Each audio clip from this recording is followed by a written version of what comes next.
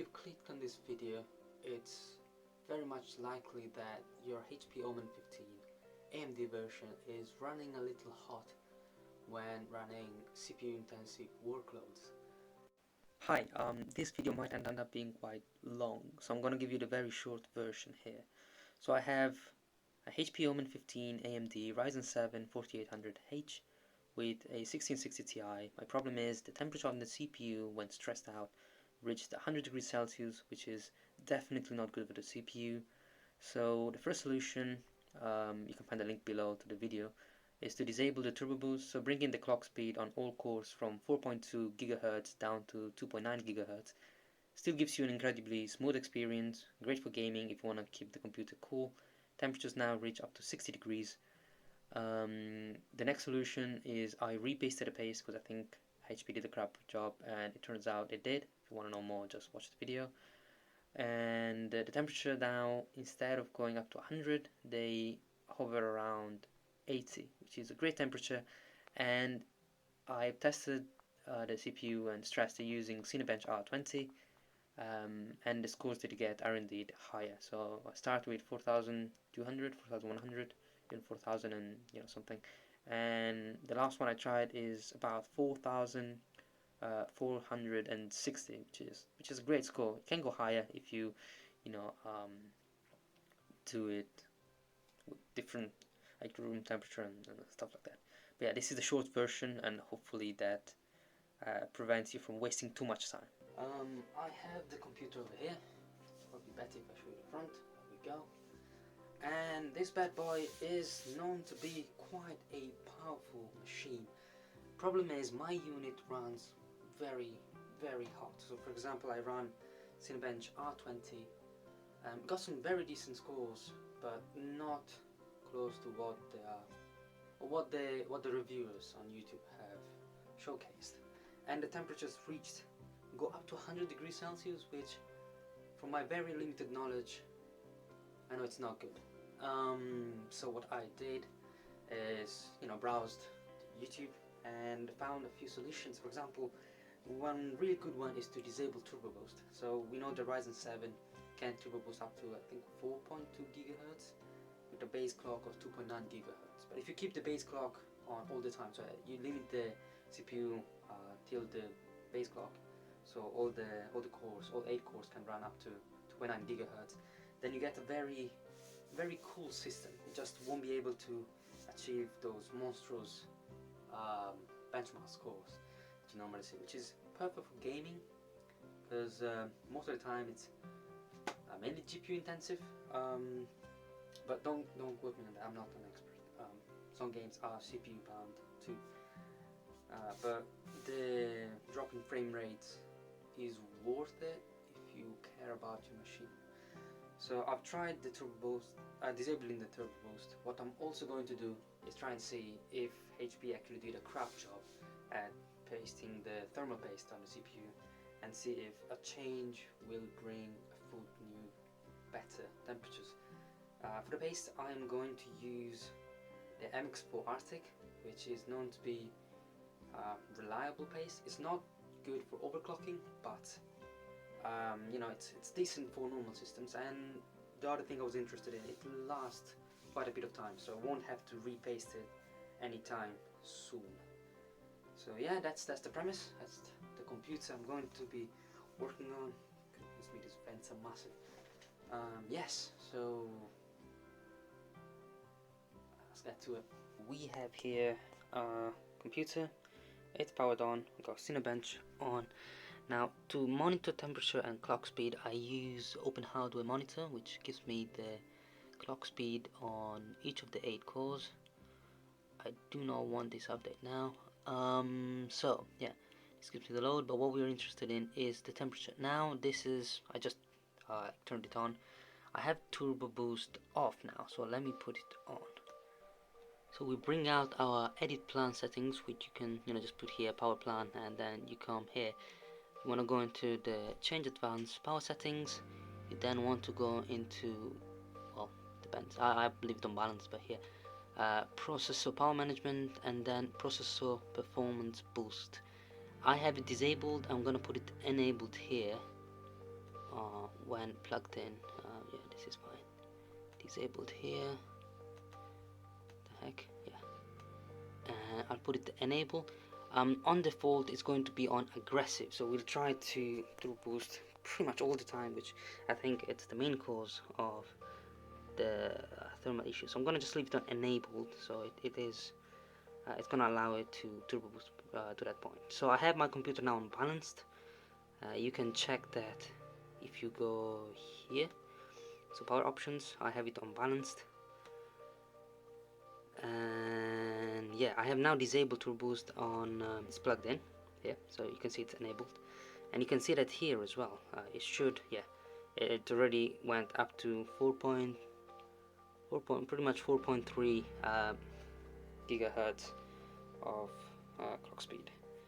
So I'm gonna leave those open. I'm gonna run Cinebench R20 just to show you on the HP command center. So the default performance control, I have it on default here. You can already see the CPU is already quite hot even on idle. I'm gonna leave it on default because that's what most people leave it on. If you put performance on, you may be able to get better results, slightly better. I'm not sure if it's worth the trade-off, but if you need the best performance possible, that's obviously what you want to go for. So I'll leave it there and run Cinebench R20. I'm gonna skip to the end. Did I press it? Yeah, I did. I'm gonna skip to the end of it and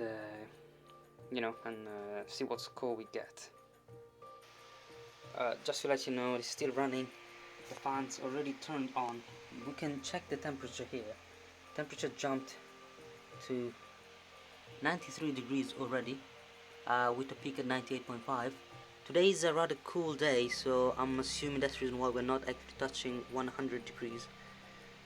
And yeah, you can see the clock speed is not at 4.2, so it cannot boost to the maximum because of the temperature, so it has to reduce its clock speed, which obviously has an impact on performance. So mind you, the score we're gonna get is actually on 8 cores running at 3.74 gigahertz. So let's see what we get. And we get a respectable 4,189 points, which is pretty good. But I have seen this monster actually going up to 4,500. So I want to know why we can't go even close to that point, and the fans are still running. Not quite as loud as normal, but that's mainly because it's quite cold outside now. Now we're going to repeat the test now. Disabling the turbo boost. So plugged in, we'll now disable it, we'll apply it. Okay, we're gonna reset the maximum and minimum here. You can see it will never go beyond this point here, which is 2.9 gigahertz. You're gonna run this thing again, and I'm gonna leave that on, the temperature check on, so that you can see the temperatures. Gonna run it again. It's a 30, 38, 39, but it's not gonna go too high up. So we can see it is boosting up to 2.9 gigahertz on all of the cores. Temperatures much better than before, and you'll see what you get in terms of Cinebench score on this one. I'll skip to the end on this one. So yes, you can see here we got much lower score, but this is still quite good. So you can see here the temperature went up to 65.5 degrees, which is much better than the 98 degrees that we had before. So if you're a gamer and you care about the minimum 1% minimum frame, this is actually quite a good compromise. You sacrifice a few FPS, but you will not run into any throttling. So you could see here the machine run at maximum clock speed allowed in this mode, and on all 8 cores. So what I wish to do is now change the thermal paste on the machine and see if we can have 4.2 gigahertz or close to 4.2 gigahertz running on all 8 cores with the turbo boost enabled, because that then will allow us to get much better score. Wish me luck, because I've never done it before. Alright, I have now got the X4 Attic ready for it to be installed inside the machine. And alright, so we've got the computer in front of us here, got the thermal paste MX4. I've snatched these from, you know, case covers, not case covers, sorry, just screen protectors usually come with these. So I've got this, I've got 3 in there, so I just snatched one of these. So what you get is just a normal wipe and some wipes with isopropyl alcohol in it, which I think is one of the best liquids for cleaning CPU's casings. I've got some screws, just any screws will do. I mean, these are not very small, but at the same time I want to use the massive ones. But yeah, so I've got the video from Bob of all trades all over there. I've watched it a couple of times, one too many probably, so I have an idea of what I have to expect from this. So yeah, I probably have to make sure that the video is actually on.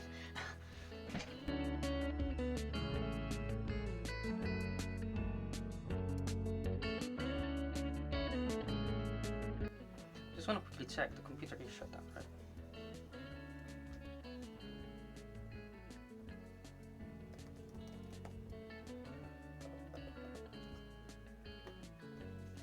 Yeah, always gotta check. Which are shorter, by the way, so these are actually shorter than this.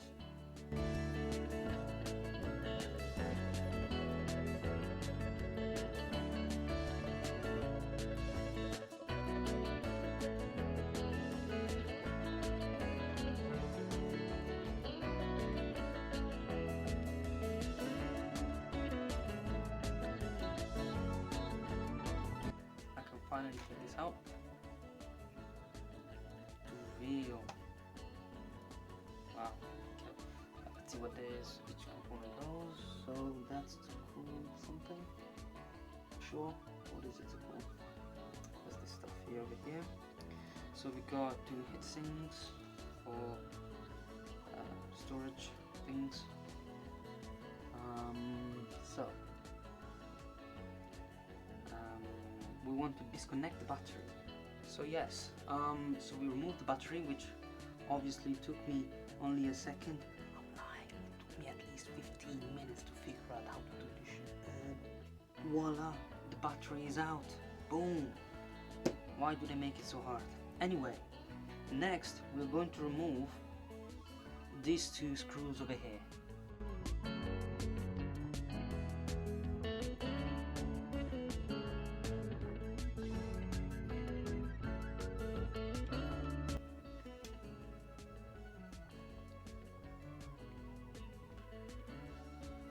And yes, as you can see, I'm now going to use the wipes here to remove the excess there. So I'm going to start with the dry one, because I just want to make sure to remove all of the gooiness that we have around here.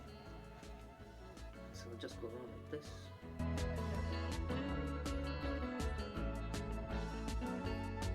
Next, I'm going to use the wet wipe. I'm just going to make sure that you can still see the camera angle from here. You can, yes. Perfect. So this has isopropyl alcohol in it.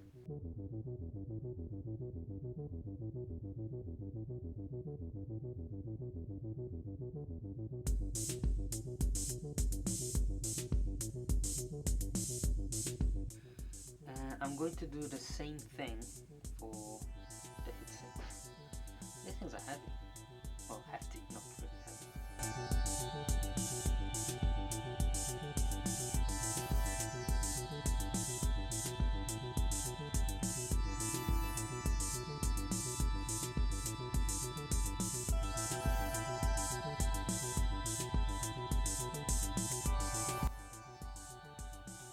So we now have to use our thermal paste here.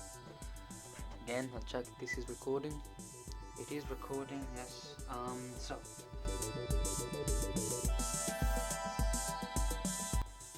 I'm I'm gonna try it somewhere because I don't know how much comes out. Okay, so adding a fill. Apply the line method by Bob. Oops, that is quite a bit. And the P method. That's the double P on the CPU here. And then I'm going to close this up as much as I can. And trust me, there is a lot in here. If you ever do need to do any more, you can. So P method, line method, hopefully they cover up enough of CPU and GPU for it to function properly. So I'm going to replace this. I haven't dislodged any of my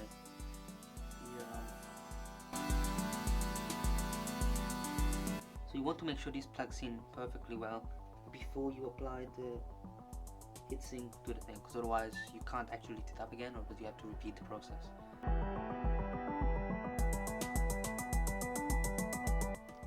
Now we will put them back on per the order labeled.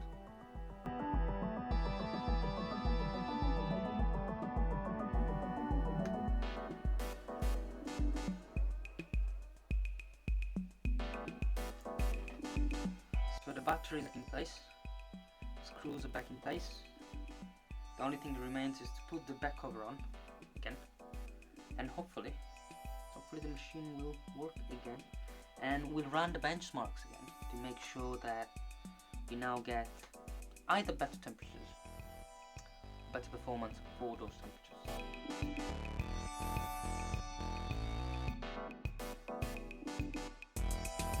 These ones go at the back of the machine, these ones go at the front, or the inclined part of the machine. So yeah, if you ask me, the worst part was definitely taking out the battery, because given how much force I put into it, I really thought it was going to destroy it.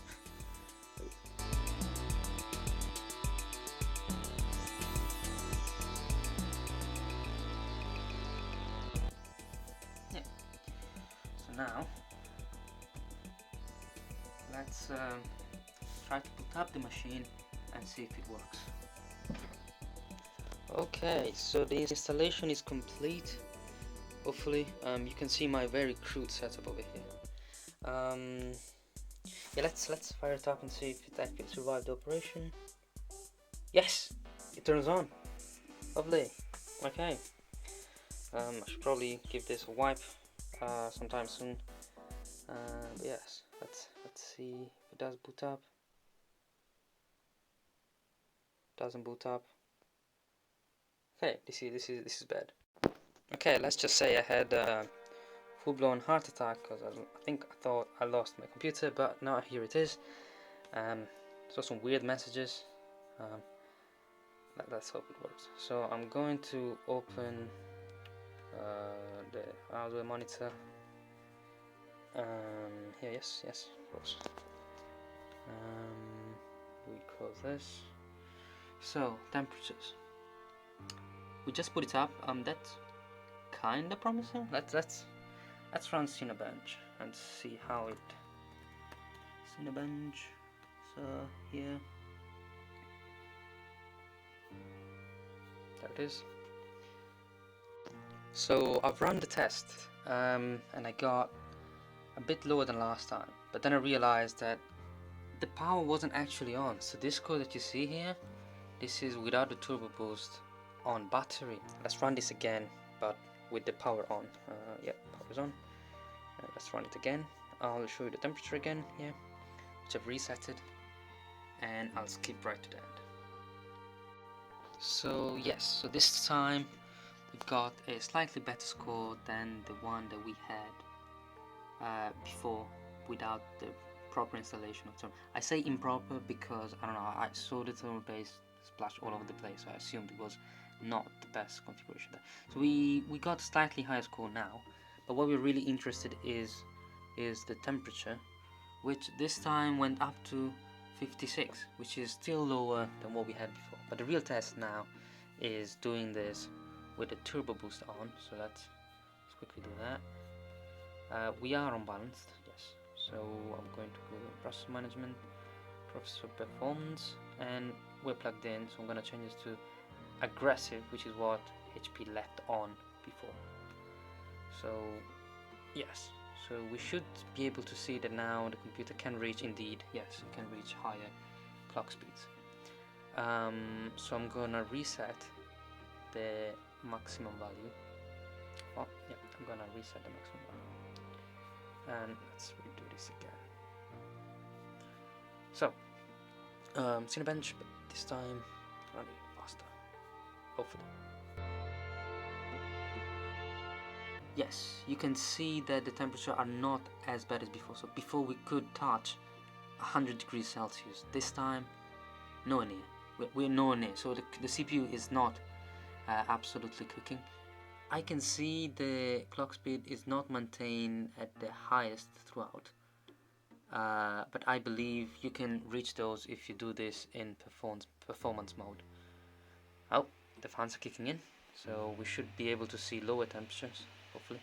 So I will repeat this after this with fans at maximum speed to see if it makes any difference, which my guess it does, because I think the clock speeds there will be higher.